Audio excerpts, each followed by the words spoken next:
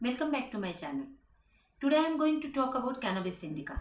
Marijuana, चरस, गांजा, hashish, बहुत सारे नाम हैं इसके। और आप जानते हैं अभी वर्ल्ड वाइड कैंपेन चल रहा है whether we should legalize it और नॉट। मगर मैं तो मेडिकल पर्सन हूँ, तो मैं जो भी बात करूँगी ना वो कैनबिस इंडिका के मेडिसिनल इफेक्ट के बारे में बात करूँगी। Basically cannabis has three variants, that is cannabis indica, cannabis sativa and one other variant is there. But in homeopathy, we used only two, cannabis indica and cannabis sativa as our medicine. मेरा एक बहुत ही beautiful सा case है जिसमें मैं ये आप सबको बताना चाहती हूँ कि किस तरह से कैनबिस ने एक लाइफ को चेंज किया है, किस तरीके से कैनबिस ने किसी पेशेंट की लाइफ को इतना ट्रांसफॉर्म किया है कि हम ये मान ही नहीं सकते कि जिसे हम केवल एडिक्शन की चीज़ कहते हैं या नशा कहते हैं वो इतना यूजफुल भी हो सकता है। But before sharing my case with you, I would like to talk something about cannabis. You know, cannabis has 400 chemicals और उसमें से 120 इंग्रेडिएंट्स जो होते हैं ना वो एक्टिव इंग्रेडिएंट्स होते हैं जिसे हम कैनाबिडॉल कहते हैं। जैसे सीबीडी हो गया, टीएचसी हो गया। तो टीएचसी जो होता है ना वो बेसिकली साइको एक्टिव रेमेडी की तरह पे काम करता है। Usually cannabis is used either as a medicinal power plant और for the recreational activities. But my cup of tea is only about medicinal power. Previously, I heard about cannabis indica that it helps in cases of depression, psychosis, bipolar depression and various mental disorder. But मैंने कभी भी इस बात पे trust नहीं किया उस दिन तक के जिस दिन पहली बार इस पेशेंट ने मेरा दरवाज़ा नहीं खटखटाया। कुछ समय पहले की बात है, एक पेशेंट ने एमपी से एकदम रूरल एरिया से मेरा अपॉइंटमेंट बुक किया and she came to consult me. जब मैंने उसका हिस्ट्री शुरू किया तो उसने बताना शुरू किया कि मैम मैं ना केवल 12 इयर्स की हूँ, पर मेरे घर वाले मानते ही नहीं हैं। ये लोग कहते हैं कि you are 24 years old. And trust me friends, she was 24 years old when she visited me.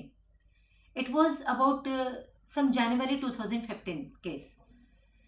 And she told me that मैं अभी तो 12 years की हूँ, मैं 7th standard में हूँ, पता नहीं मेरे आसपास के लोग इतना झूठ क्यों बोल रहे हैं। When I was conversing her, within 2 minutes, she told me, Doctor, I am 24 years old girl and now I am preparing for my banking exam. I have lot of dreams and desires about my life. I want to be RJ, radio jockey, or I want to give some government exam and I want to be labor inspector. I was so surprised with her behavior because every 2 to 3 minutes she was switching from 12 years age to 24 years age. There is sudden loss of memory for her reality. Then I asked few more things to her. She said, मुझे ऐसी आवाज़ें आती है कि मेरे mummy papa लड़ रहे हैं। जब मैं आंख बंद करती हूँ ना तो मुझे ऐसा लगता है, बहुत सारी आवाज़ें आती है। और जब मैं आंख खोलती हूँ आसपास में कोई नहीं होता है। और आपको पता है मेरे जो पड़ोसी है ना वो भी मुझ पर हंसते हैं। मैं बहुत कुछ करना चाहती हूँ लेकिन मुझे लगता है कि मैं पागल हो जाऊँगी। मुझे बहुत सारी चीज़ों से डर लगता है। मुझे ब्लैक कलर से डर लगता है, मुझे सिटी में अकेले आने से डर लगता है। ऐसा लगता है यहाँ मैं आऊँगी तो कोई मुझे पकड़ के लेके जाएगा। ये उसका हिस्ट्री है। There was sudden loss of memory.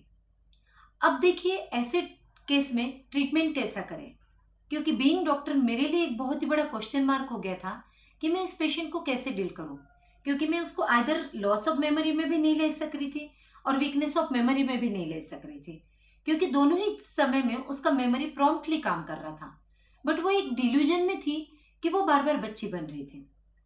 अब मैं क्या करूं? तो मैंने उसका पूरा हिस्ट्री सुन लिया, समझ लिया। फिर थोड़ा सा उसके डिजीज का जर्नी कैसे शुरू हुआ उस पर मैंने हाईलाइट किया।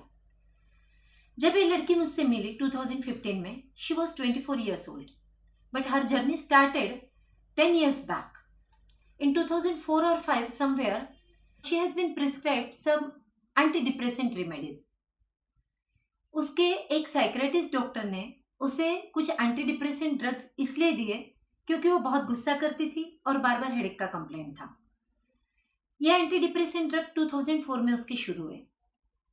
2005 में उसका ईईजी किया गया जो एब्सोल्यूट नॉर्मल था।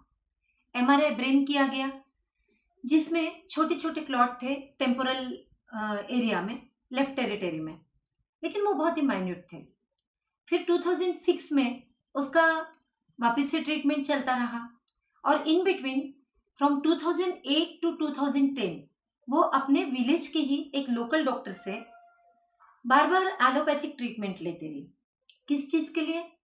फ्रीक्वेंट सर्दी, cough, cold, coryza and dysfunctional uterine bleeding. उसको ब्लीडिंग बहुत होता था और उसके साथ में उसको फ्रीक्वेंट हेडेक होते थे। बस ये इशू था। इसके लिए वो 2 साल दवाई लेते रही। Meanwhile this treatment somewhere for the very first time she experienced that I am a child and she lost her memory. It was there for complete 1 day. अब अनफॉर्चुनेटली उसको ये याद नहीं था कि उस लोकल डॉक्टर ने मेडिसिन क्या डाला। अब हमको मेडिसिन का नाम नहीं मिल रहा तो उसके एडवर्स इफेक्ट भी नहीं पता चलेंगे, तो आप उसको एंटीडोट कैसा करोगे? फिर मैंने पेशेंस रखा, आगे की हिस्ट्री सुनी उससे। फिर उसने बताया कि 2012 में ये सारा ट्रीटमेंट तो उसका चल ही रहा था। मीनवाइल उसको 2006 में फिर से किसी साइकियाट्रिस्ट को दिखाया गया जहाँ पे उसका एक डायग्नोसिस हुआ that she is suffering from adjustment disorder plus acute डिस्थाइमिया axis cluster traits plus plus. उसके बाद में 2008 से 10 तक के उसके लोकल डॉक्टर से उसका ट्रीटमेंट चलता रहा। फिर वो रहती है कहीं बालाघाट के आसपास किसी एरिया में। वहां से उसने इंदौर के किसी साइकियाट्रिस्ट को कंसल्ट किया। वो साइकियाट्रिस्ट ने उसको 2012 जुलाई से 2013 दिसंबर तक के ऑलमोस्ट सेम रेमेडी दिया, same remedy without any change. Meanwhile उन्होंने उसका साइकोमेट्री टेस्ट करवाया जिसमें उसका एमक्यू नॉर्मल आया 112, that is considered as a average MQ. Later on उसी टेस्ट में उसका डिप्रेशन डायग्नोस हुआ। देखिए अभी तक के तो उसके पास 2 बीमारी के नाम थे, adjustment disorder and acute डिस्थाइमिया and cluster traits plus plus. Now she has 1 new feather in her hat. अब उसके साथ में और एक जुड़ गया नाम बीमारी का। उन्होंने डायग्नोस किया कि इसको बहुत सारे और साइकेट्रिक प्रॉब्लम है और अब ये डिप्रेशन में भी है। नो प्रॉब्लम, डिप्रेशन का ट्रीटमेंट चलता रहा। 2012 जुलाई से दिसंबर 2013 तक के ऑलमोस्ट सेम ट्रीटमेंट उसकी साइकियाट्रिस्ट ने उसको दिया। अगर आप प्रिस्क्रिप्शन देखेंगे तो उसके साइकियाट्रिस्ट ने कहीं पर भी उसका सीक्वेंस भी चेंज करने की जरूरत नहीं समझी। आई डोंट अंडरस्टैंड कि आप सेम रेमेडी क्यों पेशेंट को रिपीट कर रहे हैं जब आपको उसमें कुछ भी पॉजिटिव चेंजेस नहीं मिल रहे। और यही कहानी खत्म नहीं हुई। उसके बाद में ये मेडिसिन और दिसंबर 2014 तक चलता रहा। लेकिन मेरे पेशेंट के पास में जनवरी 14 से दिसंबर 14 का अपने डॉक्टर का प्रिस्क्रिप्शन नहीं है। उसका रीज़न ये है, ये लड़की अपनी साइकियाट्रिस्ट को फ़ोन पर अपनी कंप्लेंट बताती थी और उसके साइकियाट्रिस्ट बस के ऊपर में इसका मेडिसिन का पार्सल लगा देती थी जिसमें एक साथ में 2-2 महीने का मेडिसिन आता था। आई वॉज रियली वंडरिंग कि जब कोई ट्रीटमेंट हो नहीं रहा, कोई पॉजिटिव चेंज नहीं है, तो आप किस बेस पे पेशेंट को देखे बिना, मिले बिना उसकी साइकियाट्री को डील कर रहे हैं। It is an offence.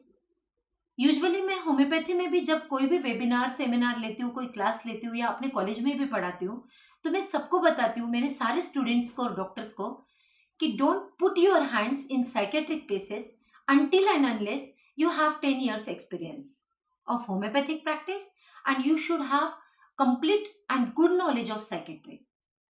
अब देखिए ये ट्रीटमेंट चलता रहा। इन बिटवीन 2012 में उसका वापस से ईईजी हुआ, एमआरआई हुआ जो कि सेम था जो 2005 की रिपोर्ट था। उसके बाद में क्या हुआ, ये सब के चलते उस बच्ची को 13 टैबलेट पर डे कंज्यूम करने पड़ते थे। Trust me, 13 tablet every day she was consuming. And in 2013, finally, her neurophysician and her psychiatrist diagnosed the case as suffering from Capgras syndrome plus depressive psychosis plus acute encephalitis illness. Poor girl. She got the diagnosis 9 years after the commencement of psychiatric treatment. अगर diagnosis को 9 साल लगते हैं तो आप imagine कीजिए कि treatment किस दिन तक चलता, till her death. And for this 9 years, the girl was just playing doctor.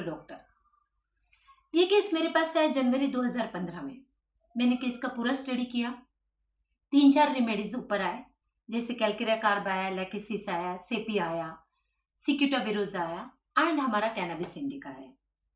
अब क्या होता है कि जब कुछ रेमेडीज ऊपर आते हैं तो आपको होम्योपैथी में काफ़ी अच्छे से जज करना पड़ता है पेशेंट की हिस्ट्री के अकॉर्डिंग कि आपको वो डालना क्या है।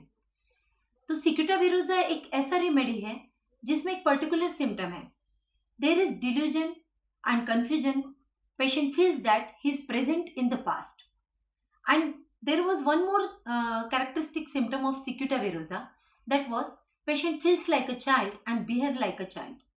लेकिन कहीं तो भी मुझे ऐसा लगा कि ये केस में कैनाबिस ज़्यादा बेटर काम करेगा।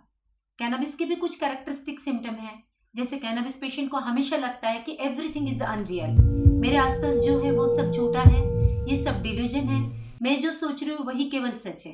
क्योंकि मेरी पेशेंट का भी बार बार ये कहना था कि सब लोग कहते तुम्हारे सिबलिंग बड़े हो गए, मगर ये लोग अभी अलग दिखते हैं, ये ऐसे नहीं दिखते थे। खाली मेरी मम्मी का फेस मुझे पहचान में आता है, मेरे भाई बहन तो छोटे छोटे गोरे गोरे थे, अब ये कैसे बदल गए। She was not able to accept the reality. फिर मैंने कैनाबिस सेलेक्ट किया क्योंकि इसमें डिसोरिएंटेशन बहुत सारा है and cannabis is really a good homeopathic remedy which covers all types of delusion, paranoid thoughts, depressions and hallucination. So I started her treatment with cannabis indica. कुछ समय के बाद में जब मैंने उसका फॉलोअप लिया तो पहले से बेटर कंडीशन था, लॉस ऑफ मेमोरी कम हो गया था, जो उसको बार बार वर्टेक्स में जलन होता था और पूरा बॉडी में अजीब से सिम्टम होते थे, वो सब कम हो गए। और सबसे बड़ी बात ये थी कि वो बहुत ही अनहेल्दी सॉइल पे लगा हुआ पौधा था, मतलब उसके घर का एनवायरनमेंट बहुत ही खराब था। फादर अल्कोहलिक थे जो बचपन से अपनी पत्नी को और बच्चों को मारा पीटी करते थे। तो ऐसे माहौल में ये जो डिप्रेशन डेवलप हुआ था उसके अंदर में, वो कहीं ना कहीं निकालना बहुत ज़रूरी था and cannabis help me a lot. मैंने बहुत पहले एक यूट्यूब वीडियो में देखा था, ये वीडियो डॉक्टर शैकलहार्ट का था, डॉक्टर एलन शैकलहार्ट का, उन्होंने अपने वीडियो में कहा था कि मैंने एक रेस सिंड्रोम का केस ठीक किया था कैनाबिस इंडिका से। यू नो, रेस सिंड्रोम में इतने कन्वल्सिव अटैक आते हैं और जो केस डॉक्टर एलन के पास आया था उसमें वो छोटा सा 4 महीने के बच्चे को एक वीक में 300 कन्वल्जन आते थे। जब डॉक्टर एलन ने उसे कैनाबिस दिया तो पूरे हफ्ते में एक भी कन्वल्जन नहीं आया। Later on, he experienced very good effects of cannabis in the Crohn's disorder and Alzheimer's disease too. And in my practice, I usually use cannabis indica to relieve the pain, anxiety, as well I use this remedy in fibromyalgia, chronic fatigue syndrome. आपको पता है cannabis को oil cancer therapy में बहुत help करता है, specially जब patient अगर कीमोथेरेपी पे है और कीमोथेरेपी के साइड इफेक्ट में उससे बहुत सारा नौशा और वॉमिटिंग हो रहा है तो कैनाबिस ऑयल दिया जाता है। कैनाबिस ऑयल कैसे बनता है? कैनाबिस का जो कंटेंट है THC, उसको सीसेम ऑयल के साथ और जिलेटिन के सस्पेंशन को यूज करके उस ऑयल को बनाया जाता है। तो कैनाबिस के इतने सारे इफेक्ट मुझे पता थे, पर ये केस में जब मैंने कैनाबिस डाला, यू वोंट बिलीव दैट, मेरी पेशेंट जब मेरे पास वापस आई और उसका मैंने फॉलोअप रिकॉर्ड किया एवरी 3 मंथ्स 4 मंथ्स का, and finally after 13 months of my treatment I was able to stop her all the modern medicine, conventional medicine by tapering method, and purely I handled this case on homeopathy with cannabis indica. And today my patient is appointed as government labor inspector. She got the government job now and उसने वो exam दी जिसके लिए वो सालों से कोशिश कर रही थी बट कॉन्फिडेंट नहीं थी। उसने बैंकिंग का भी एग्ज़ाम दिया और बहुत ही अच्छे परसेंटेज से उसने उसे पास भी किया। तो ये मेरा कैनबिस के साथ जो एक्सपीरियंस है वो ये है कि it has transform the life of the patient, it turn the ugly duckling into the golden swan. अब हम कहाँ कहेंगे कि कैनबिस एज अ मेडिसिन अच्छा वर्क नहीं करता। इसलिए जो भी कैंपेन फिलहाल वर्ल्ड वाइड चल रहा है, whether it should be legalized or not, marijuana, I won't comment on that, but I would like you to use it in a medicinal form and you should get the benefit of this cannabis indica. So every coin has two sides. हम केवल एक side को नहीं देख सकते, हम केवल ये नहीं कह सकते कि ये रिक्रिएशनल ड्रग है, लेकिन ये मेडिसिनल भी इफेक्ट देता है और बहुत अच्छे रिजल्ट देता है। तो I am really happy today that I shared this beautiful case with you. And trust me, friends, to earn money is very easy, but to earn good results, to achieve success is really difficult. And in my practice, this is the best case of my career which I shared here. And cannabis gave me amazing, amazing results. So I hope you might have enjoyed my session today. And आगे और मैं बहुत सारे disorders लेकर आऊंगी और बहुत सारे अच्छे अच्छे रेमेडीज के साथ में फिर से अपने बहुत सारे अनुभव आपके साथ शेयर करूंगी। अगर आपको मेरा आज का वीडियो अच्छा लगा है तो प्लीज़ इसे लाइक करें, शेयर करें और मेरे चैनल को सब्सक्राइब करें, ताकि जब भी हम कोई नया वीडियो डालें तो आपको ऑटो नोटिफिकेशन आ जाए। Thank you very much.